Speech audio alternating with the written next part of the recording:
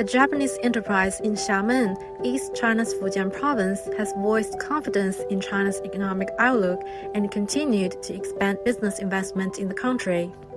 今我々はですね、第5期の工場の建設工事を行っていてですね、来年、稼働を開始する予定です。約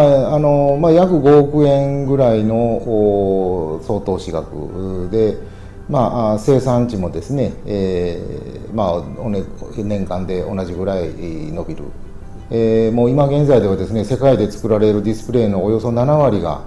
中国で作られているというような状況になっています。でまたこの中国がその世界の中心のディスプレイ産業の中心であるという状況はですね、長期的にも今後も続いていくというふうに我々考えていますので、今後もですね、この中心となっているこの中国市場で我々はまだ発展できていくというふうに思っています。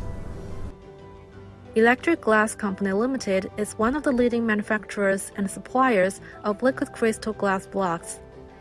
At present, the total area of the project from Phase 1 to Phase 5 of the enterprise covers about 13 hectares, forming a complete production process closed loop from raw material melting to processing of the glass substrate.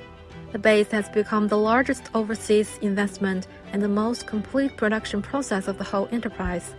In the past 8 years, its total investment in China has reached more than 8 billion yuan.